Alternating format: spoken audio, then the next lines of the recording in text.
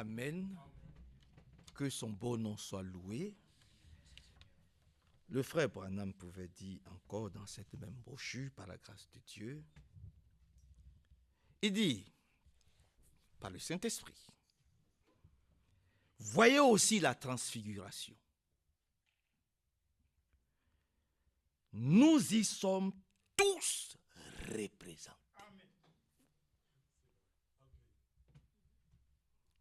Ça veut dire, j'étais là quand il y avait la transfiguration. Monique, on était là. Ah, c'est l'homme de Dieu. Moi, je le crois. Je ne doute pas. Il dit, voyez aussi la transfiguration. Nous y sommes tous représentés. Il dit, il y a les saints qui ont été enlevés pendant leur vie, représentés par Élie. Ceux qui étaient morts, représentés par Moïse. Tous deux avaient reçu la puissance de résurrection.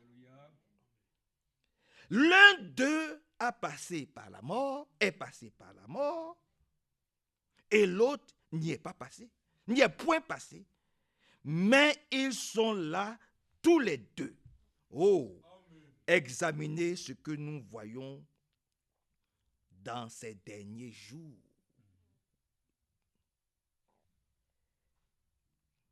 Ce sont les choses mêmes qu'il a promises dans Jean 14, 12. Lisez-le, cela est vrai.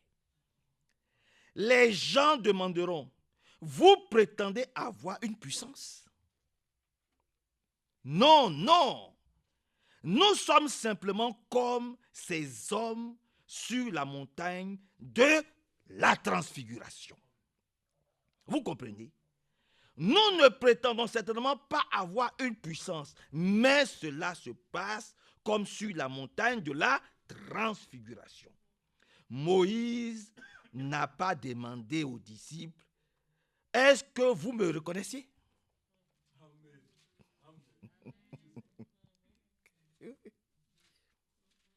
Moïse n'a pas demandé aux disciples, est-ce que vous me reconnaissez? Ou bien les disciples aussi n'ont pas dit, qui sont les deux personnes? Ils les ont tous reconnus. On peut les lire. On peut les lire. Lisons. Et ça va faire par l'introduction. Lisons cela. C'est dans Luc chapitre 9.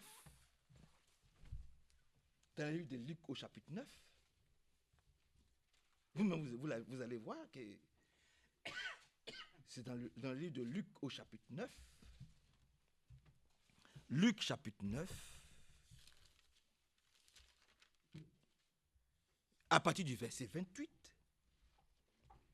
Luc 9, 28. Environ une semaine après qu'il eut parlé ainsi, Jésus prit avec lui Pierre, Jean et Jacques, et il monta sur une montagne pour prier. Pendant qu'il priait, son visage changea d'aspect et ses vêtements devinrent d'une blancheur éblouissante. Soudain, il y a deux hommes qui s'entretenaient avec Jésus. C'était Moïse et Élie, qui apparaissaient au milieu d'une gloire céleste. Alléluia. Qui apparaissait au milieu d'une gloire céleste. Voyez-vous, il parlait avec Jésus de la façon dont il allait réaliser sa mission en mourant à Jérusalem. Asseyons-nous. Vous comprenez? La transfiguration, les choses ne sont pas passées comme ça. Non.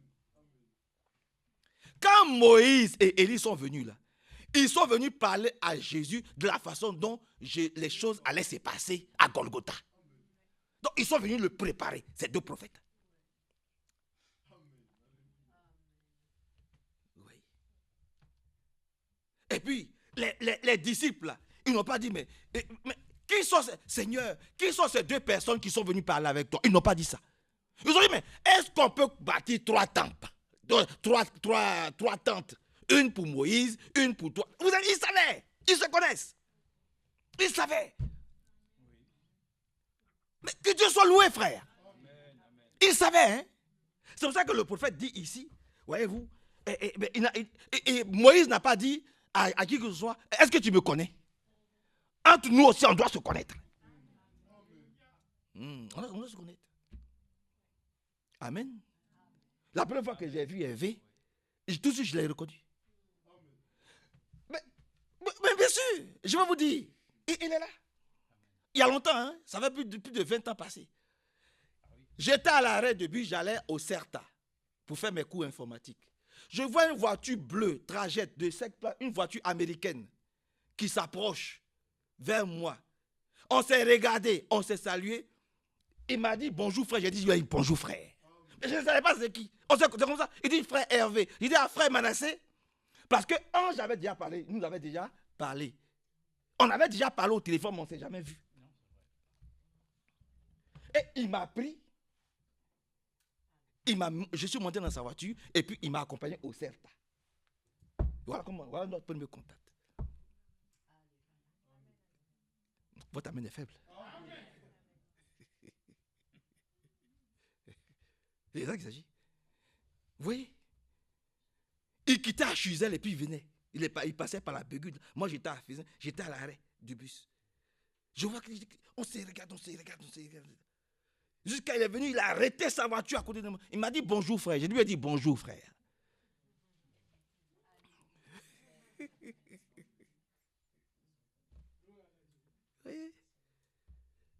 Les bons esprits se rencontrent toujours. Que Dieu nous bénisse. Amen. Permettez que je finisse rapidement. Et voyez, cette chose-là. Il dit, non, où j'étais? Bon, ouais. Tous deux avaient reçu la puissance de résurrection. L'un d'eux est passé par la mort, l'autre n'y est pas passé, mais ils sont là tous les deux. Oh, examinez ce que nous voyons dans ces derniers jours. Ce sont les choses même qu'il a promises dans Jean 14, 12, etc. Les gens demanderont, vous prétendez avoir une puissance? Oui, mais ça, ce n'est pas sa puissance, ce n'est pas ma puissance. Non. Tu as voulu qu'on se rencontre comme ça. Ce n'est pas sa puissance, ce n'est pas ma puissance. C'est pas sa puissance, c'est pas ma, on n'était pas, non. Dieu a voulu. On a juste parlé au téléphone. Amen. Mais on ne s'était jamais vu. Comme je n'avais jamais vu frère Bondo André. La première fois que je suis arrivé à Paris, il est venu me chercher Gare de Lyon. Quand on s'est vu, on s'est reconnu. Comme le frère qui est venu de Sète, on ne s'est jamais vu. Mais quand il était au fond là-bas, j'étais arrêté. On s'est regardé et puis il a levé sa main, il m'a fait ça. Le frère là, qui était là dimanche, là, des 7 là. C'est ce que nous sommes en train de dire ici. Amen. J'ai fini. C'est ça. Maintenant la Bible, il dit, c'est un message biblique. Hein. Amen. Non, je ne me trompe pas, c'est un message biblique. Il dit, il en est de même aujourd'hui. Nous n'essayons pas d'être de grands personnages. Peu nous importe ce que disent les gens à notre sujet. C'est vrai.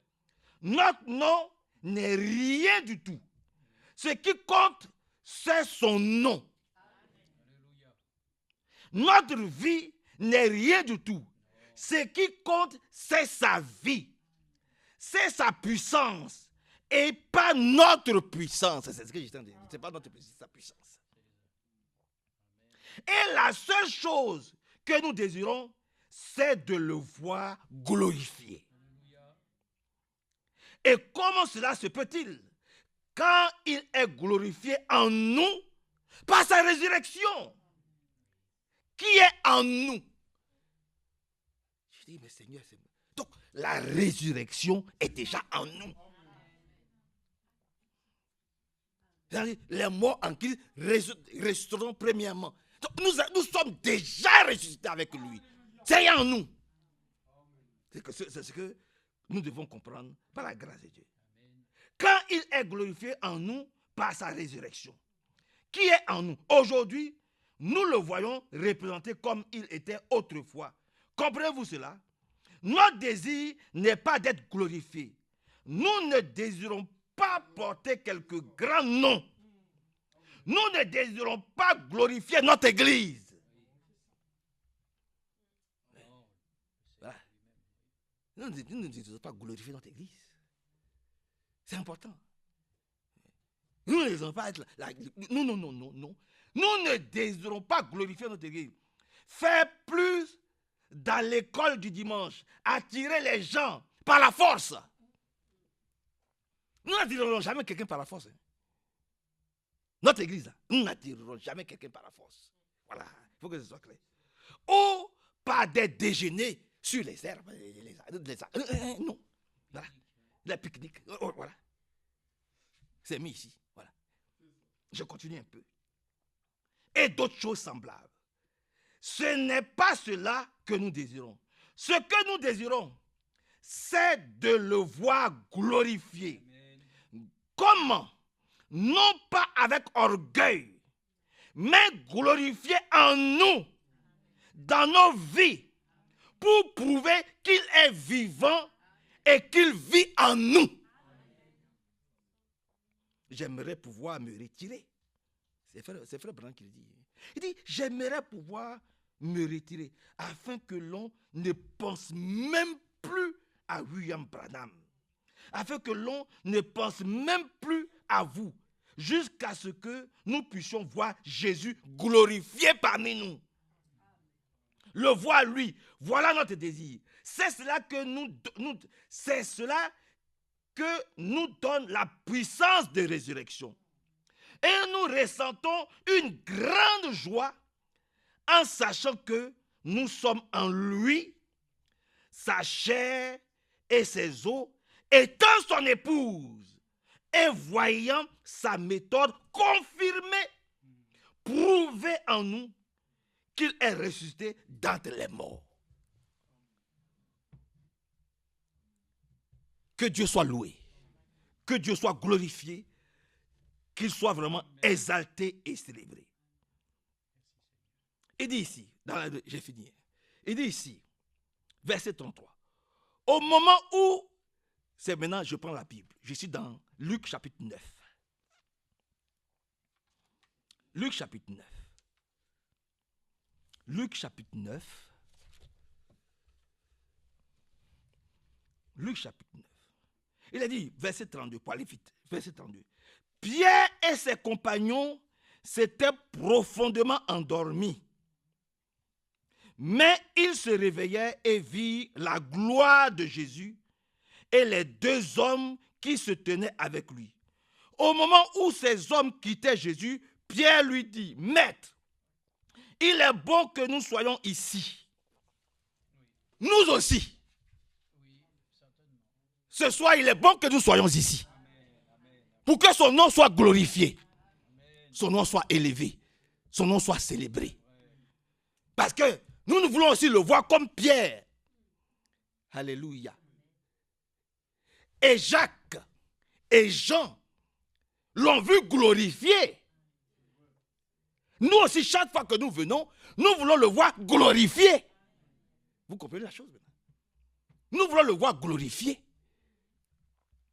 Parce que nous avons lu de ce que le prophète a dit. Nous voulons qu'il soit glorifié au milieu de nous, en nous. Et que l'on ne soit pas toujours en train de nous apprendre que nous puissions entrer et puis sortir comme nous sommes venus. Seigneur, il faut que tu te glorifies dans notre vie. Amen. Au nom du Seigneur Jésus-Christ. Et que Dieu nous bénisse. Voyez-vous, que son nom soit très, très, très, très élevé. Par la grâce de Dieu. Voilà, vraiment qu'il se glorifie. Voyez-vous, au nom de Jésus-Christ. Pendant qu'il parlait ainsi, un nuage, verset 34, pendant qu'il parlait ainsi, un nuage survint et les couvrit de son ombre. Ô Seigneur, que ta présence soit effective. C'est cela, voir la gloire de Dieu. Pendant qu'il parlait ainsi, un nuage, la nuée, est arrivé et les a couvris de son ombre. Seigneur, couvre-nous de ton ombre. Puissamment.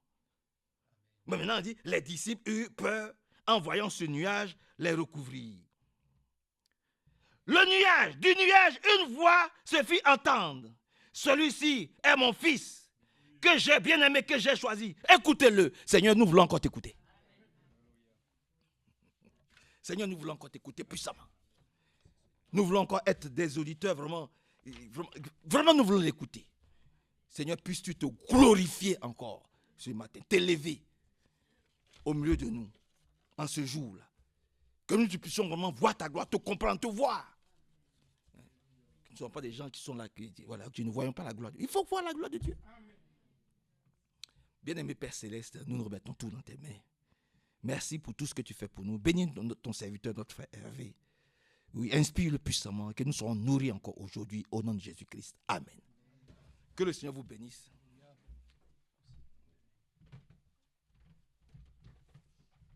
Amen, que le Seigneur soit remercié.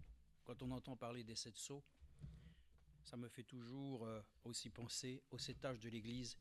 Quel privilège que nous avons eu de pouvoir comprendre comment Dieu a pu pleinement travailler dans l'Église.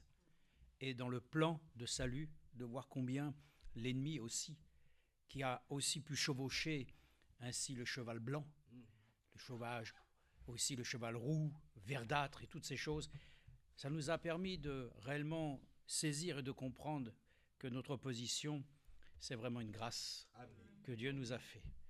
De ne pas être dans une confusion sur laquelle nous nous retrouvions ce soir dans n'importe quelle église dénominationnelle. C'est une grâce vraiment que le Seigneur ait accordée ainsi à chacun d'entre nous de pouvoir avoir accès à ces choses merveilleuses. On va le voir encore, je pense que le frère a parlé de frère Branham, et justement, je pouvais lire quelque chose que je recherchais, et soudainement, tombant sur certains sites, soudainement, je vois que, ainsi, dans les différentes citations de frère Branham, celui qui donc les donnait à ceux qui voulaient effectivement les lire, dit soudainement, voilà ce que le Seigneur Branham a dit. Oh. Je me suis dit, je remercie le Seigneur que non seulement il m'ait fait grâce de pouvoir comprendre ce que Dieu fait dans notre âge et de m'avoir saisi qui a réellement été mon Seigneur Jésus-Christ. Oui. Et qu'ainsi nous ne donnions gloire qu'à Dieu et à Dieu seul. Et à la fin, il termine en disant que ainsi le Seigneur William Branham vous bénisse. Je remercie encore le Seigneur qui nous ait fait grâce de reconnaître notre Seigneur Jésus-Christ.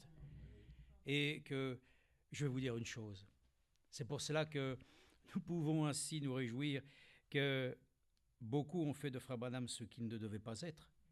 Un homme que nous-mêmes, c'est-à-dire de la même nature, et je vais vous dire simplement lui-même ce qu'il a dit en plusieurs fois, comme ça nous permet de nous dire que, voilà, nous ne voulons abaisser personne, hein. Ce n'est pas la question de ça, mais c'est la question de remettre les choses dans l'ordre où il est dit, dans le message, celui qui est en vous, j'ai dit, ô Dieu, je ne suis pas digne d'être ton serviteur. Et j'ai dit, je suis désolé, j'ai fait et je fais beaucoup d'erreurs. Ce n'était pas mon intention de faire des erreurs, Seigneur. Tu as été si bon envers moi. Amen. Amen. L'humilité de cet homme a fait reconnaître qu'il avait fait des erreurs. Frère Franck a fait des erreurs. Puis moi aussi, alors. Nous avons fait tous des erreurs. Et nous ne pouvons pas donner ainsi de place à ce genre de propos. La seule gloire est donnée à notre Dieu, par Jésus-Christ notre Seigneur. Ce n'est pas possible, frères et sœurs, autrement. Il dit, vous ne pouvez simplement pas aller ici, là, où plusieurs d'entre nous commettent beaucoup d'erreurs. C'est quand on sort et qu'on dit maintenant, je vais vous montrer que j'ai la foi pour faire ceci. Alors là, j'ai aimé ce que le frère a dit aussi, parce que souvent, les gens aiment à être reconnus. Donc ils vont faire tout pour que les gens puissent dire « Ah voilà, tu m'as reconnu, tu vois, je suis celui qui doit être. » Non, frères et sœurs, Jésus n'a jamais dit lui-même qu'il était réellement la chose. Mais même la question lui a été posée « Es-tu le Fils de Dieu ?» Ben, tu le dis toi-même. Voyez-vous, sa vie démontrait qu'il était le Messie. Et il a dit lui-même « Mais si vous ne croyez pas ainsi en moi, mais croyez au moins dans les signes que je fais, elles attestent que je viens de Dieu. » Donc c'est merveilleux. Un enfant de Dieu n'attend pas que les autres le reconnaissent, mais l'approbation vient de Dieu. C'est lui qui te confirme. Enoch a eu la confirmation qu'il était agréable de la part de Dieu. Alors j'ai entendu cette chose, il y a beaucoup d'autres choses, mais je vais en lire encore un autre après. Mais ça me fait penser simplement où Hier, nous avons entendu, nous-mêmes, c'était une prédication qui avait été donnée dimanche, nous l'avons écoutée. Oui, nous n'écoutons pas toujours ainsi en même temps. Nous écoutons précieusement tout cela, mais des fois en différé. Et nous avons écouté précieusement hier le message de dimanche, où ainsi, Frère Franck nous disait que beaucoup de personnes disent toujours eux-mêmes « Oh Dieu, bénis-moi! Oh Dieu, bénis-moi! Oh Dieu, bénis-moi » Mais frères et sœurs, il nous a montré quand même une chose. Tu veux être béni ce soir? Mais regardez comment la chose est. Abraham lui-même n'a rien demandé. C'est Dieu lui-même qui est venu à lui. Et il lui a dit simplement, tu seras toi-même béni et tu auras une nombreuse descendance. Ah bon? Et frères et sœurs, ce soir, nous pourrions le dire, oui mais attends, le Seigneur a dit demandez. Oui, demandez. Demandez, vous recevrez. Mais quant à la bénédiction qui viendra de notre demande, en fait, un enfant de Dieu, qu'est-ce qu'il fait? D'abord, s'il veut être béni, il obéit à Dieu. Amen. En fait, c'est ça. Un enfant de Dieu, d'abord, reçoit la parole, il croit. Et parce qu'il croit, Dieu le bénit. Mais on est en train d'inverser les choses. D'abord, bénis-moi, et ensuite, je verrai ce que je vais pouvoir faire. Hein. Croyons d'abord et reconnaissons Dieu, obéissons-lui, Dieu va nous bénir. Voilà pourquoi il est dit, parce qu'il a cru, il est béni. Mais parce qu'il a obéi, il fut doublement béni. C'est pour ça que nous avons un message, nous avons reçu la révélation des 7 sceaux, ce qui est contenu à l'intérieur est merveilleux. Et nous croyons dans ces choses. Et c'est avec ça que nous sommes bénis. Et c'est comme ça aussi que nous pouvons ainsi nous laisser préparer afin aussi de passer ainsi dans notre état, que nous sommes ce soir, dans cet état de corps physique, de passer ainsi dans l'immortalité. Bientôt, nous allons revêtir de nouveaux corps, c'est merveilleux. Alors, avant de pouvoir toujours demander « Dieu bénis-moi, voyez-vous, c'est toujours l'ego qui demande. Mais ce soir, nous voulons dire « Seigneur, qu'il en soit fait selon ta volonté. » Afin qu'après avoir entendu ta parole, nous écoutions. Et alors, je veux être béni à travers l'obéissance. Et là, le frère l'a dit ici, le pouvoir. Mais le pouvoir que les gens ont, et c'est là vraiment qu'il y a une grave erreur. Les gens disent « Je parle en langue. » J'ai ainsi le don de prophétie, j'exécute beaucoup de choses. Frères et sœurs, oui, Dieu t'a donné du pouvoir. Il t'a donné le pouvoir de pouvoir même chasser les démons. Mais quant à la puissance de Dieu, c'est d'accepter que la puissance soit la puissance de transformation qui donne à ta vie la possibilité de devenir comme le Seigneur. Et beaucoup ont du pouvoir, mais ils n'ont pas la puissance du Seigneur parce qu'ils ne laissent pas ainsi le Seigneur lui-même conduire leur propre vie et la changer pour qu'elle devienne ainsi entre ses mains malléable. Et peut-être que certains diront, j'ai la puissance, mais je manque de pouvoir. Ça, c'est parce que tu dois rechercher aussi devant le Seigneur ce que lui-même t'a accordé. C'est-à-dire, il t'a fait aussi des dons. Hein. Et beaucoup, des fois, les ignorent parce que ils pensent que ça ne les concerne pas. Nous avons tous un don. Demandons à Dieu qu'il ravive le don et que celui qui l'a puisse le manifester à la gloire de Dieu. Donc nous sommes très heureux d'avoir ainsi cette puissance de vie. Le frère l'a dit, c'est la puissance de la résurrection. Cette puissance qui agit en nous, c'est ce que nous avons besoin ce soir. Et je voudrais simplement dire encore une fois, il dit ici, pour continuer, ce n'est pas encore une fois pour blesser, mais l'homme de Dieu dit lui-même, j'ai fait beaucoup d'erreurs, j'ai mal agi, de nombreuses fois, j'ai manqué à mes engagements envers toi. Mais le Seigneur Jésus-Christ, lui, il n'a jamais fait d'erreur. Il n'a jamais eu besoin de se repentir. Et il dit, en tant qu'homme, parce qu'il dit, c'est ma nature d'homme qui me fait faire ces choses-là. Cette nature dont il a fait, nous savons, pouvoir même dire à sa femme, dis que je ne suis pas là. Bon, ces choses-là, il le dit ici encore une fois. Dans ma vie, j'ai fait beaucoup d'erreurs. J'ai fait beaucoup de choses qui sont fausses. Je vais probablement, si je vis encore longtemps, je vais faire beaucoup d'autres erreurs. Peut-être que certaines d'entre elles seront des pierres d'achoppement sur votre chemin. J'espère que vous me pardonnerez. Amen. Je n'ai pas besoin de pardonner à mon Seigneur. Hein. C'est lui qui me pardonne. Plus loin, il dit encore, et je n'aurai pas le temps d'entrer dans les détails, mais seulement d'en aborder une partie. Et là, j'ai fait beaucoup d'erreurs. J'ai fait beaucoup de choses qui n'étaient pas justes.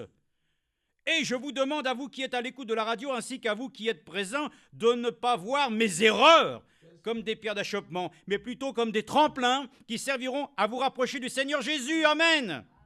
Bon.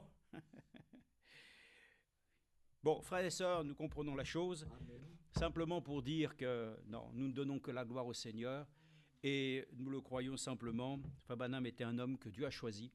Il l'a utilisé puissamment pour nous accorder la grâce d'être lui-même ainsi en capacité d'être utilisé dans ses mains pour que le Seigneur puisse chaque matin lui révéler ainsi un sceau.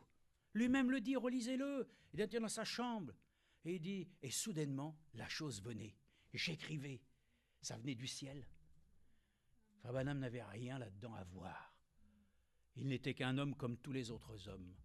Et nous sommes reconnaissants qu'aujourd'hui, la puissance qui a donné à Frère Branham l'inspiration pour nous prêcher les 7 sceaux, cette puissance doit nous habiter. Afin que nous puissions réellement nous aussi expérimenter les promesses de Dieu. Et par cela même, nous sommes vraiment reconnaissants à Dieu qu'il n'y a pas de problème, nous y serons un jour. Amen. Amen. Nous voulons parler ce soir simplement peut-être de quelque chose que nous connaissons, mais vous savez que nous vivons dans un temps, et j'avais ce petit cœur, ah oui, ça me plaît, ce petit cœur. Alors j'aimerais commencer, et vous allez voir que c'est important de le chanter, et puis ensuite nous allons voir quelques textes de l'Écriture. Si l'heure dans cet âge n'est pas mon partage, là-haut dans la gloire, j'ai une maison. Christ l'agneau du Père, mourant au calvaire, de mon âme noire, a eu compassion. Alléluia. Alors quoi? Au-delà du ciel, au-delà du ciel, j'ai une maison, douce, douce maison, au-delà du ciel. Amen. Alléluia. Est-ce que nous avons cette maison au-delà du ciel? Mais oui, il a préparé une place pour nous. Alors nous sommes heureux parce que le frère Nico aussi m'a appelé, puis il me dit, ah oui, nous avons écouté une réunion et tout ça, et il dit une chose, mais je ne me souviens pas. Mais il dit, si, tu as dit que ainsi sur cette terre, ainsi les hommes nous préparent une place au cimetière. Mais lui, le Seigneur, nous prépare une place au ciel. Amen. Amen. Voyez-vous, dans ce monde d'ici-bas, on fait tout pour que tu sois dans un trou. Amen. On te prépare à ça, hein? On te donne même ainsi la possibilité d'avoir une convention obsèque, de préparer ainsi cet événement. Et ça, ce n'est pas de négliger la chose. Nous sommes tous des mortels, mais nous avons une promesse. Nous ne passerons pas tous par la mort. Ça, c'est à nous, hein? Évidemment, si tu vas aux pompes funèbres, si tu lui dis ça, il ne va pas être content. Parce que lui, il veut te vendre une concession, hein? Il veut te vendre ceci. Enfin, de toute façon, tant que tu payes, c'est bon. Et ça, l'or dans cet âge n'est pas notre partage. Nous avons une promesse d'avoir une maison là-haut, où nous irons, où nous aurons la félicité. Et nous le savons, la Nouvelle Jérusalem, c'est une rue pavée d'or, incrustée de diamants. Mais là-haut, comme nous aurons été changés, nous ne verrons plus ces pierres comme des pierres. Nous les verrons simplement comme un état de félicité, dont cela n'aura absolument aucune importance quant à la valeur. Mais ici-bas, frères et sœurs, quelle valeur accordons-nous réellement à la parole de Dieu? Quelle valeur nous donnons réellement à notre vie consacrée à Dieu? Quelle valeur nous avons réellement pesé? Parce que le Seigneur dit, tout est pesé dans ses mains. Et d'ailleurs, tout lui appartient. L'or, l'argent, tout lui appartient. Et l'homme dit qu'il possède. Nous n'avons rien. Nous venons dans ce monde nus. Nous repartons nus. Mais nous savons que, en tant qu'hommes, c'est une situation qui concerne tous les mortels. Mais nous, quand nous irons là-haut, il nous aura revêtus. Nous aurons des vêtements de fin lin, qui sont les œuvres des saints. Alors, frères et sœurs, nous sommes heureux parce que l'heure, ici, présentement, c'est rien. C'est pour cela que nous allons le voir, qu'ainsi, à travers même l'Écriture, nous devons avoir un trésor qui est plus important que toutes les valeurs et les richesses de ce monde qui peuvent prendre ainsi la rouille, que le monde peut dérober. Mais ce que tu as en toi, personne ne peut le ravir. C'est ce qui est écrit. L'amour de Dieu qui est en toi, personne ne peut le ravir. Quoi? Les banques? Non. Les bourses? La bourse? Les crashs? Non. Personne. Les dénominations? Les dominations? Les principautés? Rien ne peut nous séparer de l'amour qui est en Jésus-Christ. Nous possédons quelque chose que le monde ne peut pas avoir, mais que Dieu nous a offert gratuitement.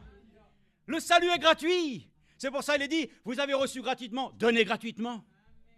Nous sommes heureux de disposer dans nous d'un trésor qui est au fond de notre cœur. Comme l'Écriture le dit, quelqu'un qui a vu un champ et qui sait qu'il y a une perle précieuse, il fait tout pour aller l'acquérir. Nous sommes heureux, frères et sœurs. Nous voulons ce soir que notre vie ait une valeur. Une valeur qui a été ainsi reconnue comme il a été dit ici. Une valeur dont le Seigneur lui-même a payé le prix pour que nous puissions être des rachetés.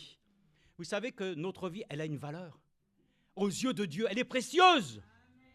Nous lui appartenons, nous sommes une partie de lui. Nous venons de lui, nous retournons à lui.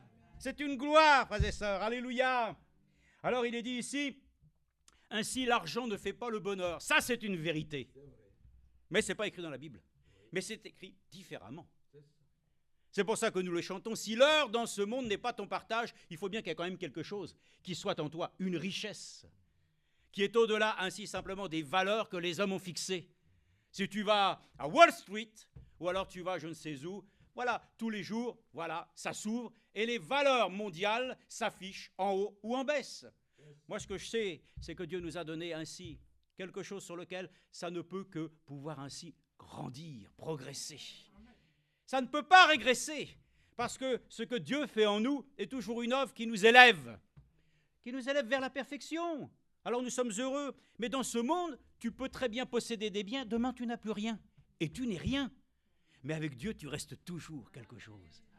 Tu restes pour lui la chose la plus précieuse, et lui-même reste la chose la plus précieuse. Bon, c'est sûr qu'on peut toujours le dire, mais évidemment pour ceux qui n'ont rien et qui se retrouvent à la rue, c'est difficile, c'est dur, hein, parce que le monde est dur. Et comme je disais à ma sœur Patience, quoi qu'il advienne, toutes les situations que nous vivons, que nous voyons, que nous supportons, j'ai la réponse. Frère Branham l'avait dit, c'est la cruauté du péché. La cruauté du péché. Mais la bonté de Dieu nous a portés à nous repentir et d'accepter que de ce que j'étais pauvre, il m'enrichisse. Et lui qui était riche, il s'est fait pauvre pour nous. Et nous allons le lire, parce que ce n'est pas simplement de le dire comme ça, pour que nous en fassions simplement un thème, mais il faut que nous puissions, par le Saint-Esprit, le croire, que toi, ce soir, tu es la personne la plus riche qui existe sur toute la terre. Bon, alors on va lire ensemble les choses qui sont là dans 1 Timothée 6,10. 1 Timothée chapitre 6, verset 10. On va essayer d'en lire quand même quelques-uns, certainement pas tout, mais au moins une partie. Et vous allez voir que déjà, nous lisons donc, j'ai dit 1 Timothée 6, 10. Voilà, on va y arriver. 1 Timothée, voilà, chapitre 6, verset 10. Écoutez, on va le prendre à partir du verset 7. Car nous n'avons rien apporté dans le monde, comme aussi nous ne pouvons rien en apporter. Amen. Vous avez fait des valises? Vous voulez emmener quoi là-haut, au ciel? Quand même quelques petites choses qui vous tiennent encore à cœur? Est-ce que nous avons déjà dans notre vie ici-bas quelques fétiches? Est-ce que nous avons encore des choses sur lesquelles nous sommes tellement attachés qu'en fin de compte, on ne pourrait pas vivre sans? Mais nous pouvons le dire, sans Jésus, je ne puis vivre. Avec lui, je ne peux pas vivre. Mais toi, peut-être que tu es encore lié à des choses sur lesquelles tu ne peux pas te débarrasser. Et ça, ces choses-là, Dieu doit les ôter pour que nous puissions partir sereinement dans le ciel sans avoir à traîner avec nous des choses de ce monde. Les appareils photos et toutes ces choses ont pu prendre des clichés, mais là-haut, nous n'avons pas besoin d'avoir d'album. Nous serons là-haut, frères et sœurs, dans une vie nouvelle, par laquelle ainsi nous n'aurons plus besoin de considérer le passé, de considérer les choses, par laquelle ainsi nous avions ainsi malheureusement à traiter encore. Donc, ainsi que rien, frères et sœurs, ne nous attache dans ce monde. Tu pars avec rien, mais avec la chose que tu pars, c'est la chose que Dieu a scellée en toi. Alors il est dit, si donc nous avons la nourriture et le vêtement, cela nous suffira. Mais ceux qui veulent s'enrichir tombent dans la tentation, dans le piège, et dans une foule de désirs insensés et pernicieux qui plongent les hommes dans la ruine et la perdition. C'est dit ou c'est pas dit? Quelles sont nos recherches? La Bible dit qu'ils ont investigué les choses. Ils ont recherché pour trouver les choses d'en haut.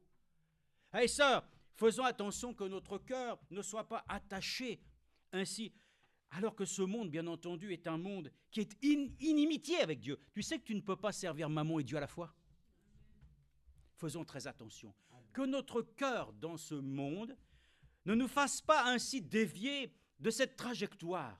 Ne recherchons pas le bonheur par l'argent. Recherchons simplement le fait que Dieu a dit qu'il pourvoirait à tous mes besoins. Et tu dois faire ce qui est juste.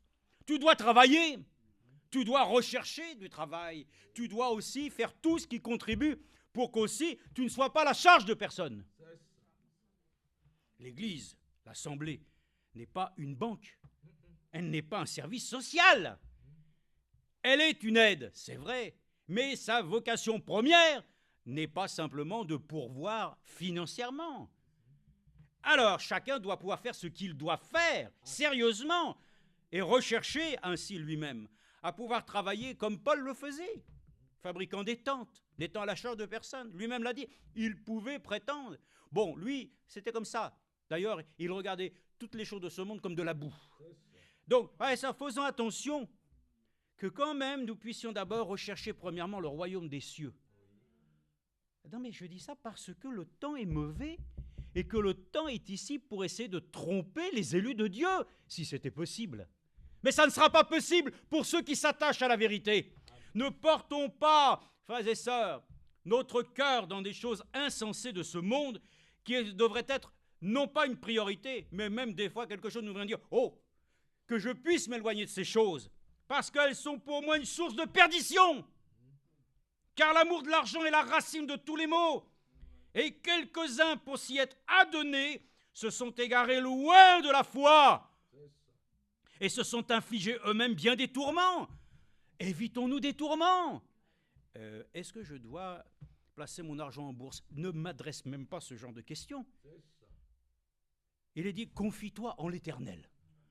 Tout le reste, toutes ces choses sur lesquelles nous le savons, cette source par laquelle ainsi, même le Seigneur le dit, faites-vous ainsi des richesses avec des valeurs injustifiées. Tout est pourri ici-bas. L'argent blanchi et toutes ces choses, qu'est-ce que vous voulez faire? Mais nous remercions le Seigneur que lui qui sanctifie toutes choses, même les choses que nous possédons, nous voulons les lui remettre ce soir. Parce que d'abord, elles lui appartiennent à lui. Ainsi donc, nous n'avons rien en main propre. Et nous ne recherchons pas d'abord, premièrement, les choses qui pourraient nous faire prospérer dans la société. Nous le savons et nous l'avons entendu, le frère Élisée l'a dit. Ainsi, le président des États-Unis, M. Trump, lui, c'est un grand commerçant. Il cherche d'abord, lui, à faire rentabiliser les choses. Un enfant de Dieu veut d'abord progresser et réellement grandir dans les voies du Seigneur. Et c'est pour cela que nous pouvons le dire, Dieu ne souhaite pas que nous soyons des pauvres, c'est pas ça. Mais il souhaite que ton cœur ne soit pas attaché à regarder des valeurs qui ne sont que pour toi un sujet de t'éloigner de la foi. Dieu a toujours pourvu mes besoins, je l'ai déjà dit, et tout le monde peut le témoigner pour soi-même. Mais un seul salaire pour 6 personnes à la maison, Dieu ne m'avait manqué de rien. Bon, est-ce que nous n'avons pas tiré la langue? Non, même pas. Non, même pas.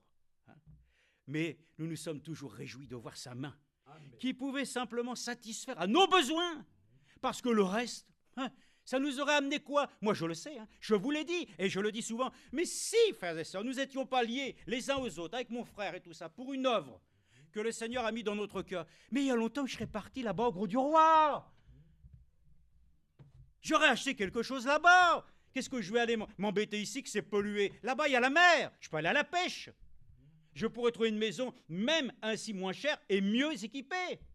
Ce n'est pas ma priorité. Nous sommes là parce que Dieu nous a demandé à tous de nous trouver ainsi dans son champ pour être là, à pouvoir non pas rechercher les plaisirs qui sont si passagers, par laquelle ainsi nous nous attristons. Parce que nous allons le savoir. que les choses de ce monde ne nous réjouissent pas dans le fond. Elles ne sont qu'après coup qu'un sujet de tristesse, parce que nous en redemandons toujours plus. Non, frères et sœurs, il est dit, pour cela même, pour toi, homme de Dieu, fuis ces choses et recherche la justice. Nous allons au verset 17. Recommande aux riches du présent siècle de ne pas être orgueilleux. S'il y a des riches, tant mieux. Gloire à Dieu. Nous n'avons rien pour cela. Mais simplement, la recommandation est dite. Recommande aux riches du présent siècle de ne pas être orgueilleux, de ne pas mettre leur espérance. Où est notre espérance? Hein? Vous ne pouvez pas répondre? Votre espérance est où? Oh, mais Jésus-Christ, oui, d'accord, oui, gloire à Dieu. Mais votre espérance, elle est liée aux promesses de Dieu, qui sont ancrées en nous, et qui vous portent à dire, je vais y arriver par la grâce du Seigneur, même s'il faut que je trime, mais j'y arriverai dans l'honnêteté. Je vais y arriver par sa grâce, et je vais me réjouir que ce n'est pas moi, mais lui, qui m'a aidé à faire ce qui était bon. Voyez-vous? Ah oui, c'est sûr que bon, les Écritures le disent, de ne pas mettre leur espérance dans les richesses incertaines, mais de la mettre en Dieu, qui nous donne tout, avec abondance, pour que nous en jouissions. Qu'ils fassent le bien, qu'ils soient riches en œuvres bonnes, qu'ils aient de la libéralité, de la générosité, et qu'ils s'amassent ainsi un beau et solide trésor pour l'avenir afin de saisir la vraie vie. Amen. Là où est ton trésor, c'est là que ton cœur doit être. Qu'est-ce que nous avons à espérer? Je le dis et je remercie le Seigneur. Ce n'est guère facile, peut-être, de vivre dans ce monde. Ok, mais ça a toujours été. Et quand on me dit ça, je dis, bon, alors écoute, on va essayer de demander au Seigneur de remonter le temps et on va lui demander s'il peut. Je plaisante, hein. Mais nous allons remonter au Moyen-Âge. Et nous essayons d'aller vivre une semaine ou 15 jours à l'époque du Moyen-Âge. Vous n'allez même pas rester une journée. Vous allez fuir. Et vous allez revenir ici, vous allez dire, oh là là là là, mais quel bonheur nous avons ici. Voyez-vous? Oui, c'est ça. Le bonheur n'est pas lié simplement aux choses qui sont liées au matériel. Notre vrai bonheur, c'est le baptême du Saint-Esprit. C'est l'expérience authentique de la Pentecôte. C'est ça notre richesse. Le trésor le plus important, c'est où sont renfermées toute la connaissance de Dieu. En Jésus-Christ, nous l'avons entendu, afin que nous connaissions la hauteur, la largeur, la profondeur, et puis que nous le connaissions ainsi dans toute la plénitude. Remercions Dieu que réellement il soit ainsi comme cela. Vrai, frère et sœurs, il y en a même qui ont de l'argent. Cette femme, elle avait un peu d'argent, elle a tout dépensé. Et qu'est-ce que ça a donné? Rien du tout. Mais quand elle a touché le bord du vêtement, gratuitement, le médecin divin, instantanément, la perte de sang a arrêté. Donc l'argent, ça ne sert pas pour acheter le salut. Mais tu peux acheter les gens avec de l'argent. Tout est ainsi fait aujourd'hui. Les pots de vin et toutes ces choses, les malversations financières, la spoliation des blindés juifs. Et la Suisse dit qu'elle est riche. Mais bien sûr qu'elle est riche. Les banques sont pleines ainsi encore de tout l'argent qu'on a spolié. Non pas simplement aux juifs, mais même dans le monde entier. Que tous les dictateurs ont placé dans les banques. On fait des intérêts avec ça. C'est un beau pays, la Suisse. Moi, j'aime beaucoup. Hein. Mais ne mélangeons pas le côté de la création et du côté pourri qui régissent ainsi les nations. Parce que celui qui est le prince de ce monde, c'est celui qui est vaincu. Voyez-vous, frères et sœurs, nous le savons que toutes ces choses doivent nous porter ainsi à être conscients que même Judas pour 30 pièces, il a vendu le Seigneur. Notre argent ne sert à rien. Il est pourri. Notre salut et notre vie chrétienne ne dépendent que d'une seule chose, de croire en Jésus-Christ, de croire dans sa parole. C'est lui. Mais vous savez qu'ainsi, celui qui se confie en lui, le Seigneur lui accorde beaucoup de biens, de bénédictions. Il lui accorde tout ça. Oui, parce que son cœur est reconnaissant. Et que la première chose qu'il fait, c'est, je dis, Seigneur, je ne veux pas de tout ça et tu me le donnes. Oui, parce qu'il a vu que dans ton cœur, ce n'était pas ta priorité. Et que ce que tu possèdes en toi, ce n'est pas pour l'étaler. La seule chose qu'on étale, c'est la confiture. mais c'est bien personnel, tout ça, sa notoriété. Ah, voilà ce qu'on aime. Hein. Que nous puissions être de ceux qui, justement, sont, comme nous l'avons entendu, ceux qui n'ont pas de nom, les moins que rien. Mais le Seigneur lui-même, dans son amour, sait de quoi nous avons besoin. Et il poursuit une œuvre glorieuse. J'ai marqué ici dans 2 Corinthiens 4, 7, 2 Corinthiens chapitre 4, verset 7, essayons de lire encore quelques écritures. Vous montrer quel est votre bonheur aujourd'hui, quelle est notre joie. Nous l'avons entendu, frère Élisée nous l'a dit, notre joie, notre bonheur. Alors vous savez, même frère Franck l'a dit dans les traductions, tout ça, et des fois les théologiens, tout ça, se chamaillent parce que là c'est marqué joie, là c'est bonheur, j'ai entendu ça.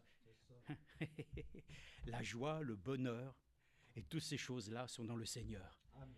Voilà, donc de toute façon, tout ce qui touche à lui, c'est un sujet de réjouissance. Mais quand l'homme met sa confiance dans des choses éphémères, le désastre est proche. Nous le disons aujourd'hui, notre confiance repose en le Seigneur et en lui seul. Donc dans 2 Corinthiens chapitre 4 verset 7, 2 Corinthiens chapitre 4 verset 7, j'y suis, il est écrit, verset 3, « Si notre évangile est encore voilé, il est voilé pour ceux qui périssent, pour les incrédules. » Amen. Mais verset 5, « Nous ne prêchons pas nous-mêmes, c'est le Christ Jésus, le Seigneur, que nous prêchons. Et nous disons que nous sommes serviteurs à cause de Jésus. Amen. Car Dieu qui dit, « La lumière brillera au sein des ténèbres, a brillé dans nos cœurs, pour faire resplendir la connaissance de la gloire de Dieu sur la face de Christ. » Oh, gloire à Dieu. Amen. Nous portons ce trésor dans des vases de terre. C'est ça. C'est nous, les vases de terre. On l'a entendu. Nous sommes l'argile, lui, il est le potier. Et il a mis dans ton vase. Et c'est là que le Seigneur est merveilleux, parce que dans cette puissance de transformation, il nous rend des vases utiles. Des vases d'honneur. Et il dit, nous portons ce trésor dans des vases de terre. Vous vous rendez compte que la gloire du Seigneur, tout a reposé corporellement dans le Seigneur Jésus-Christ. Lui, il s'est fait homme. Il a pris la forme d'un serviteur, mais toute la divinité incarnée en lui. Et cette même divinité est venue habiter mon cœur. Il est venu habiter ton cœur. C'est ça le trésor, Christ en moi. Quel trésor! Est-ce que ce trésor a plus de valeur que les choses ainsi que nous côtoyons encore aujourd'hui et qui occupent tant nos esprits? Il faut y arriver. Mais bien sûr, il faut y arriver. Il faut arriver à quoi? Il faut arriver au but qui a été fixé. Rentrer à la maison.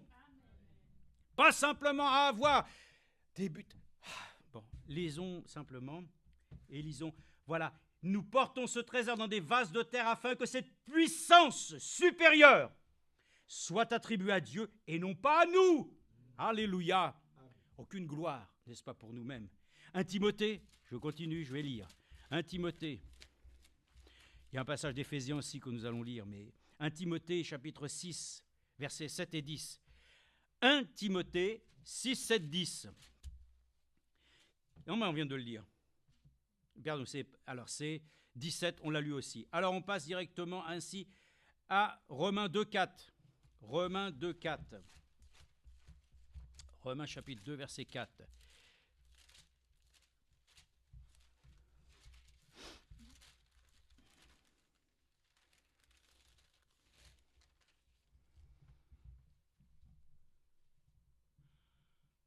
Voilà. Tu es donc, verset 1, inexcusable, qui que tu sois, toi qui juges. Car en jugeant les autres, tu te condamnes toi-même, puisque toi qui juges, tu agis comme eux. Nous savons en effet que le jugement de Dieu contre ceux qui agissent ainsi est selon la vérité. Comptes-tu, toi qui juges, ceux qui agissent ainsi, et qui fait comme eux, que toi tu échapperas au jugement de Dieu? Ou méprises-tu les richesses de sa bonté, amen, de son support et de sa patience, sans reconnaître que la bonté de Dieu te pousse à la repentance? Mais est-ce que nous méprisons les richesses de sa patience? Beaucoup disent, quels sont les signes de sa venue? Ça tarde. Ça commence à faire très long, cette histoire. Frères et sœurs, nous le disons, l'Esprit et l'Église disent, viens Seigneur Jésus. Il n'y a pas d'impatience. Et là, je me dis, Seigneur, il y a des richesses que je veux réellement, que je ne veux pas dire posséder, parce qu'il me les a données.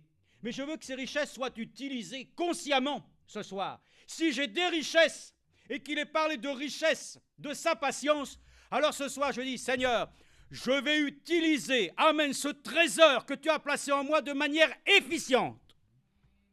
C'est ça notre problème. Nous avons, et comme disait Frère Branham, nous avons un compte en banque au ciel qui est plein. Nous avons ainsi, Dieu qui même nous a déversé ainsi des arts. Il nous a donné les moyens, frères et sœurs, de parvenir à nous sortir des ornières.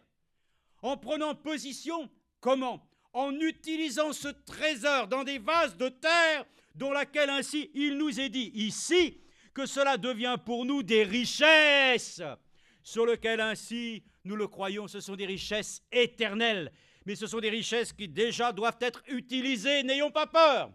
Ces richesses, frères et sœurs, sont contenues ainsi dans la sagesse de Dieu. Ainsi, de ton support et de sa patience, sans reconnaître que la bonté de Dieu te pousse à la repentance. Oui, frères et sœurs, il y a pour nous ce soir des richesses à considérer. Amen. Et ce ne sont pas des richesses que j'ai. Oui, il ne faut pas être malhonnête. Tous ont pu faire de l'épargne et des petites choses sur lesquelles déjà on vous annonce que ça pourrait peut-être bien servir à l'effort de guerre. Mais oui, qu'est-ce que vous croyez? Les assurances. Mais elle est claire, les assurances, c'est marqué, votre maison, elle est assurée pour un certain chiffre de dégâts, pour un certain nombre ainsi de frais qui vont être apportés en cas, c'est vrai, mais en cas de fission nucléaire ou en cas de révolte, en cas de guerre, vous n'aurez rien. En quoi je vais pouvoir m'appuyer ce soir sur des choses sur lesquelles je sais que tout ça peut sombrer? Il y en a qui ont tout perdu dernièrement dans des tremblements de terre, qui ont tout perdu là-bas en Ukraine. Voilà. Je crois que le Seigneur prend soin des siens, c'est vrai. Mais frères et sœurs, considérons les choses, considérons notre bonheur que nous avons. Nous sommes des gâtés. Nous sommes des privilégiés. Mais que nous ne devenions pas ainsi des gens qui deviennent ainsi eux-mêmes. Tellement des enfants gâtés qui n'ont plus la considération de la grâce que Dieu leur a fait. De pouvoir avoir un chez-soi, d'avoir de quoi manger, d'avoir de quoi se vêtir, d'avoir de quoi nous réunir. Amen. Et les gens font les difficiles, ils quittent les assemblées, alors qu'il y en a qui n'ont même pas un endroit pour se réunir. Bon, tout ça nous montre qu'il y a des richesses que nous devons considérer ce soir. As-tu des richesses ce soir? Les connais-tu? Je sais que la plus grande des richesses que peuvent posséder les enfants, c'est l'héritage, n'est-ce pas?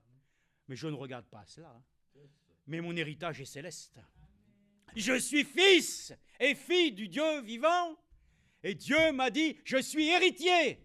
Alléluia.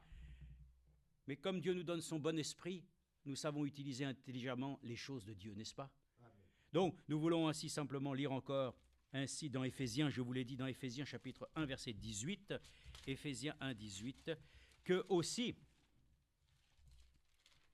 un trésor, vous savez qu'il y a beaucoup de gens qui font la chasse au trésor. Il y a beaucoup je vois des fois de personnes qui d'ailleurs, dans le monde entier, savent à peu près les événements qui se sont passés dans les siècles passés et qui retrouvent des navires, le Titanic par exemple, ou des choses comme ça, parce qu'ils savent qu'il y a des trésors. Et ils remontent des fois, mais des fortunes, de l'or. C'est comme ça. Mais nous, il faut aller les trouver là où le Seigneur les a placés. C'est dans sa parole, n'est-ce pas?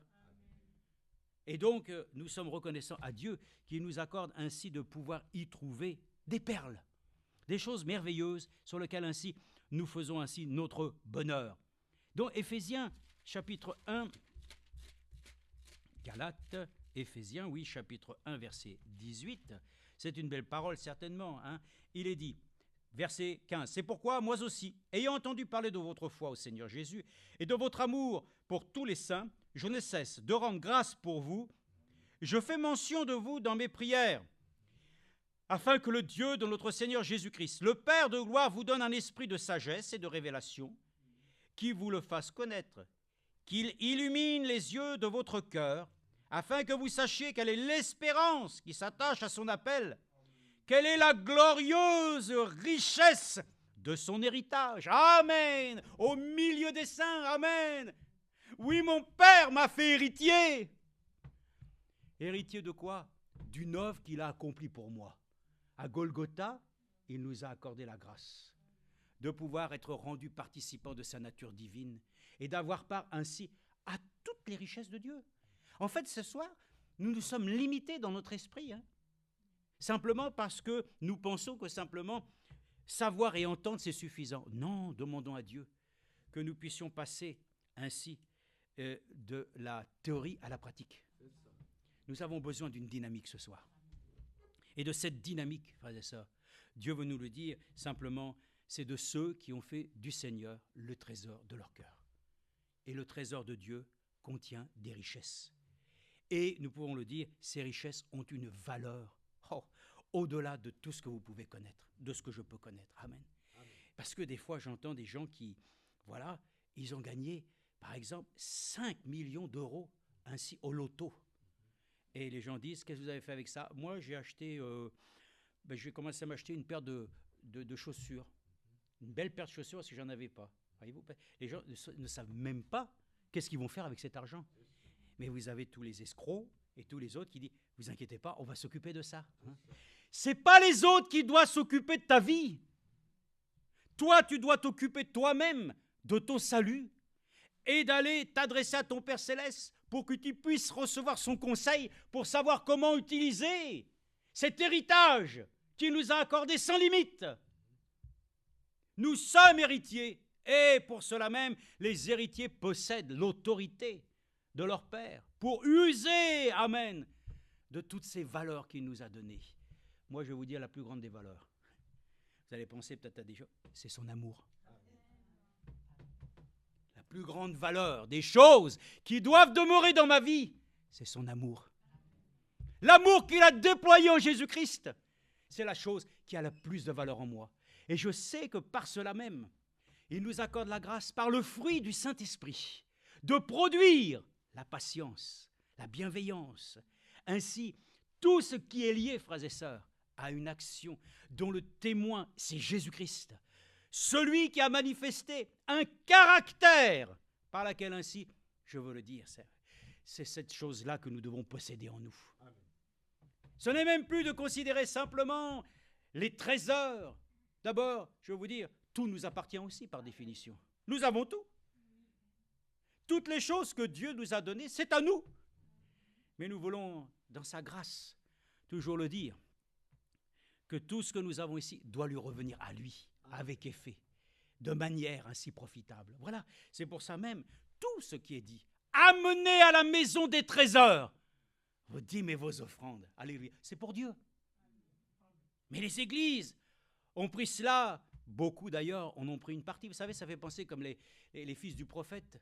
Quand il y avait les choses, ils prenaient avec une fourchette et ils piquaient. C'est quelle horreur pour se servir soi-même. Vous croyez qu'on se sert soi-même? Il y en a qui doivent comprendre les choses. Ça ne nous intéresse pas. Mais Dieu, lui, veut que les choses soient faites justes. Donc, comme il a été dit, toute peine mérite salaire. Mais ce n'est pas la recherche principale. C'est simplement la justice de Dieu. Mais la chose que nous recherchons d'abord, c'est de posséder, alléluia, l'amour divin sur lequel ainsi personne ne pourra rentrer dans le ciel. Moi, c'est ces valeurs que maintenant je considère à travers le trésor qu'il a mis dans mon cœur et à travers ainsi justement les richesses qui reposent dans sa sagesse, de découvrir, amen, les choses vraiment qui ce soir ont du poids dans ton existence et dans mon existence. Tu dis, papa, elle a ici, Papa Noël, il a une année de plus, alors de toute façon, lui maintenant, il est retraité. Mais ça sert à quoi de penser ça? Que tu sois jeune, on a tous les mêmes préoccupations.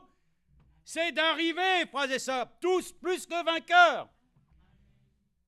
Et nous avons tous passé à travers les mêmes choses pour vous dire qu'alors à travers ça, puisque c'est encore plus compliqué aujourd'hui, redoublez de vigilance pour mettre votre confiance en Dieu. Et de vous dire ainsi que quand bien même on vous fait miroiter plein de choses. Écoutez, vous avez vu tous là qui avaient été embauchés, on vous a fait tout miroiter. On vous a même fait dire que tout allait bien et pour après, pourquoi? Vous saignez. On vous saigne. Mais nous, on fait tout ce qu'on peut, n'est-ce pas, pour...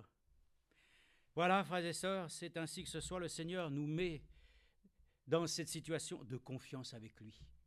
Mieux vaut manger quelques quignons de pain dans l'amour fraternel que d'avoir des viandes rôties et dans une confusion et un dérèglement ainsi dans l'Église. Donc, nous nous satisfaisons des choses que Dieu nous donne. Ainsi, nous sommes très heureux de lui appartenir. Amen. Regardez maintenant, on arrive à la fin, mais regardez déjà, vous avez compris le sens, hein, mais c'est important parce que c'est quand même l'acte d'accusation pour l'âge que nous vivons. Hein. Eh oui, oui, c'est une accusation. Je vous l'ai dit, on l'avait parlé une fois. Quand vous lisez la Bible, il y a d'abord une lettre ou un courrier qui vous est envoyé pour placer l'état des choses. C'est un état des lieux. Hein. La parole de Dieu, c'est un état des lieux. Hein. On fait un état des lieux ce soir. Et l'état des lieux, c'est que quand on rentre dans un appartement, on fait un état des lieux. Puis quand on le quitte aussi, on fait un état des lieux. Amen. Quand on est rentré dans ce monde, on a fait un état des lieux. En Jésus-Christ, nous étions pécheurs. Et il nous a sauvés. Mais à la fin de ma vie, il faut que je fasse un état des lieux. Hein. Il ne faut pas que ma vie soit un désastre. Hein. Il faut que je puisse rendre la chose, alléluia, que quand je partirai, je n'aurai plus rien à considérer qui me mettrait encore dans cette situation avec le monde sur lequel j'aurai encore à rendre des comptes. Nous voulons ainsi que notre vie puisse maintenant, aujourd'hui, être ainsi achevée. C'est ce que nous avons entendu, mais de la bonne manière, frères et sœurs, avec un esprit saint. Vous savez, là, les gens qui m'ont... Oh, moi, je vais à tel magasin, je ne sais plus qu'on appelle ça, bio et tout ça, hein, parce qu'il faut vivre dans un corps sain. Ah. Mais les gens ont un cœur pourri. Ça ne sert à rien. C'est ce qui est écrit. Ça ne sert à rien, la circoncision. Ça ne sert à rien. Mais ce qui sert, c'est une circoncision faite de la main d'un homme qui est Jésus-Christ. L'homme parmi tous les hommes, l'homme au-dessus de tous, le Seigneur lui-même qui nous a accordé cette grâce.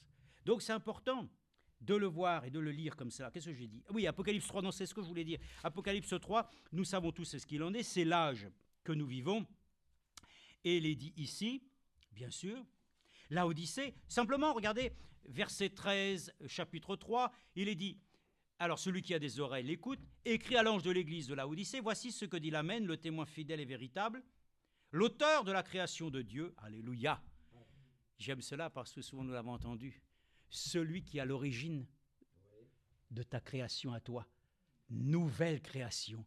Il est le principe de la nouvelle création. Le second Adam. Oh, quand j'entends ça, je me dis, c'est merveilleux que de savoir qu'il est l'Amen, le témoin fidèle et véritable, l'auteur de la création de Dieu. Je connais tes œuvres, tu n'es ni froid ni bouillant, si seulement tu étais froid ou bouillant. Ainsi, parce que tu es tiède et que tu n'es ni froid ni bouillant, je vais te vomir de ma bouche. Parce que tu dis, je suis riche. Nous sommes riches. Nous sommes riches. Mais de quelle richesse? C'est ça la question. De quelle richesse? C'est là que nous devons pouvoir, devant le Seigneur, nous dire ce soir, qu'est-ce que nous possédons en nous réellement de richesse? Nous ne faisons pas d'illusions. Le Seigneur l'a dit lui-même. Parce que tu dis que tu es riche, je me suis enrichi, je n'ai besoin de rien. Moi, c'est là que je me dis, j'ai besoin de tout. Moi. Ce soir, les gens diront, mais alors, vous n'avez pas reçu le message? Regarde ça, c'est des nécessiteux, ils n'ont rien compris, ils n'ont rien pris. Hein. Mais l'Écriture le dit, après avoir tout accompli, je ne suis rien. Après avoir tout connu, je ne sais rien. Je me sens, avec le temps, de me dire, il y a des moments où on est là et on se dit, mais j'ai l'impression, mais où est-ce que j'en suis réellement dans le fond?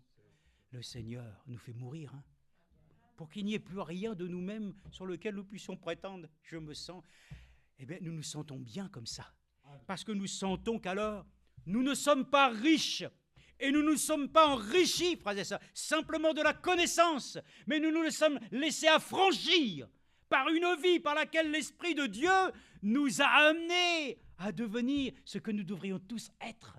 Amen. De véritables crucifiés. De ceux qui peuvent réellement s'aimer, de l'amour de Dieu. Pourquoi?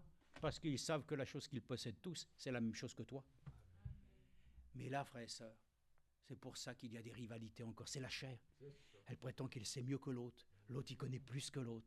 L'assemblée est meilleure que l'autre. On chante mieux que l'autre. On essaie de copier. On essaie... Oh, frères et sœurs, c'est du dégoût. J'ai envie de vomir de ça, moi. Je veux retourner à l'évangile de la Pentecôte, où les gens étaient authentiques. Ils vivaient, et à tel point que ce qu'ils avaient, ils le vendaient. Ils le donnaient. Pas comme Séphiras et Ananias, qui ont fini, comme on dit, ils ont été tirés par les pieds. Hein. Moi, je veux être tiré par le cœur, là-haut. Ainsi, l'Église se dit riche. Elle s'est enrichie comment? Et ça, faisons attention. Soyons sûrs que notre vie a été éprouvée. Que ce que nous avons réellement reçu en nous, ces richesses, ce n'est pas nous qui sommes faits notre propre nature. C'est pour ça que l'achèvement, il est là. L'achèvement de toute chose, c'est l'épouse qui va être présentée sans tache, ni ride, ni rien de semblable. Son caractère doit pouvoir laisser paraître la nature de l'agneau. Donc, frères et sœurs, nous nous réjouissons pleinement de son grand amour. Galates 5, 6. Nous allons certainement encore considérer, peut-être, pour un temps, ces choses. Puis après, vous savez comment c'est la vie. Hein? On écoute et puis on fait comme si de rien n'était. Hein? C'est ça notre vie? Notre vie, c'est pas ça. Notre vie, c'est de considérer la valeur de la parole de la vie et que ces choses puissent toucher notre être afin que nous puissions, oui, enfin nous dire, nous avons besoin de nous abandonner plus que jamais à celui qui a fait la promesse que chacun ne serait ainsi à l'abandon. Et non, personne n'est à l'abandon. Et ce soir, nous lisons encore Galates chapitre 5, verset 6, où il est dit,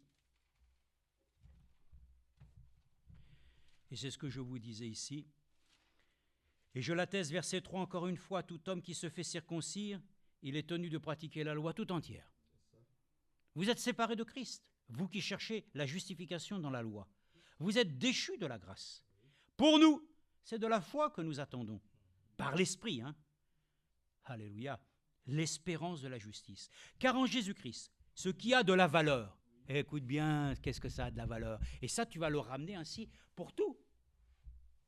C'est un exemple. Car en Christ Jésus, ce qui a de la valeur, ce n'est ni la circoncision, ni la circoncision, mais la foi qui est agissante par l'amour. Amen. Est-ce que cette valeur-là, elle vaut pour toi? Moi, je veux dire qu'elle a une valeur inestimable. On ne peut pas évaluer la valeur de l'amour de Dieu pour nous. C'est inestimable. Le prix qu'il a payé pour nous est inestimable. Et il dit, il a payé le prix. Ah ouais, mais quel prix? Inestimable. Je suis heureux parce qu'il dit, car en Christ Jésus, ce qui a de la valeur, c'est quoi? Tu peux mettre tout ce que tu veux, hein? Tu peux faire la balance des choses, mais ce que tu veux et passe directement à la chose, car en Christ Jésus, ce qui a de la valeur, c'est la foi qui est agissante par l'amour. Et il est dit, vous croyez bien qui vous a arrêté en vous empêchant d'obéir à la vérité? Ouais, frères et sœurs, remercions le Seigneur de pouvoir le dire. 2 Corinthiens 8, 9 et nous arrêtons. Voilà. 2 Corinthiens 8, 9 et nous arrêtons et nous prions le Seigneur. 2 Corinthiens 8, 9. 2 Corinthiens 8 chapitre. Oui, c'est ça. Oui, oui. Oui, voilà. Et ça, c'est une chose quand même glorieuse hein, que nous devons comprendre. Alors, lisons et terminons avec ça. Aussi, avons-nous exhorté Tite à achever chez vous cette œuvre de grâce. Amen. C'est exactement aussi ce que nous disons. Frère Franck lui-même, il a prêché cela. Il a prêché qu'il puisse le Seigneur lui-même achever la chose qu'il a commencée. Cette œuvre de grâce comme il l'avait commencée. De même que vous excellez en tout, en foi, en parole, pas en blabla, hein. En parole, en connaissance, en empressement de tout genre, et en votre amour pour nous. Faites en sorte d'exceller aussi en cette œuvre de grâce. Je ne dis pas cela pour donner un ordre, mais pour éprouver, par l'empressement des autres, la sincérité de votre amour. Oh là là! Là, tout le monde est Tout le monde on est sur la même estrade là. Hein. Car vous connaissez la grâce de notre Seigneur Jésus-Christ, qui pour vous, s'est fait pauvre, de riche qu'il était, afin que par sa pauvreté, vous soyez enrichis. Alléluia. Qu'il nous enrichisse ce soir. Qu'il nous donne la notion, frères et sœurs, ce soir, de la valeur. Que ce soit par l'Esprit, qu'afin que ce trésor, tu puisses le considérer à sa juste mesure, et que les richesses de sa grâce et de la sagesse de Dieu puissent nous faire comprendre que les choses que nous possédons en nous, ce n'est plus ni moins Christ en nous. Et la chose que nous devons manifester, c'est sa nature, son amour, qu'il achève cette chose. Vous savez, l'œuvre de l'Église, ça a commencé par l'amour, ça finit par l'amour. Et cet amour, frères et sœurs, ça fait que lui qui était Dieu, qui s'est fait homme, il s'est fait pauvre pour nous, il a été dépouillé. Et nous-mêmes, nous sommes dépouillés avec lui pour revêtir l'homme nouveau. Et il dit qu'il s'est fait pauvre afin de nous enrichir. Alléluia. Est-ce que tu te sens enrichi? Attention, différence. Est-ce que tu te sens riche ou enrichi? Je me sens enrichi. Amen. Mais dans ce monde, je me sens pauvre, malheureux. Et je le sais que le Seigneur est ma consolation. Il m'accordera la grâce de pouvoir ainsi me le dire. Je ne suis pas un minable. Tu n'es pas un minable. Tu n'es pas une minable. Tu es une fille, tu es un fils de Dieu. Et par cela même, nous appartenons au royaume de notre Père. Et dans notre royaume là-haut, il y a tout ce qu'il faut. Nous pourrions aussi dire qu'il y avait aussi un jour le jeune homme riche. Souvent ça a été dit. Ben oui, mais il avait tout lui. Il avait tout fait. Soi-disant, il avait tout fait, hein. Il avait tout fait. Sauf qu'il lui a dit, vends tous tes biens et suis-moi. C'est ton cas? C'est mon cas? Et lui, qui a revendiqué l'héritage de son père, il est parti avec. Tout le monde s'est rigolé de lui. Quand on l'a sucé, on lui a pris tout. Et puis qu'il n'était plus rien. Alors il est revenu vers son père. Il a mangé les caroubles, il a mangé la nourriture des cochons. Mais quand il est revenu, son père qui l'attendait à la porte. Notre Père Céleste aussi, il est là, il nous attend aussi. Eh bien, figurez-vous que j'ai aimé toujours cette parole. Pour moi, ce sont des choses... Ça, pour beaucoup, ça n'a pas de valeur. C'est pourtant, pour moi, les choses les plus précieuses qui existent. Mais son père a pu dire, celui qui était perdu est revenu à la vie. Amen. Vous croyez qu'il lui a pu simplement lui redonner des richesses qu'il avait... Il avait repris sa position de fils. C'est ça la chose la plus grande. Nous sommes fils et filles de Dieu. C'est ça notre position, qui est une position glorieuse, qui est vraiment que le monde ainsi lui-même ne peut pas connaître. Mais c'est ainsi que nous donnons gloire à notre Seigneur Jésus-Christ, de ce qu'il était riche et il s'est fait pauvre pour moi. Comme nous l'avions chanté ainsi samedi, j'étais pauvre, mais il m'a enrichi. J'étais pauvre, mais il m'a enrichi. Étant riche, il s'est fait pauvre pour moi. Mon Sauveur bien-aimé expia mes péchés. Oh, j'étais pauvre, mais il m'a enrichi.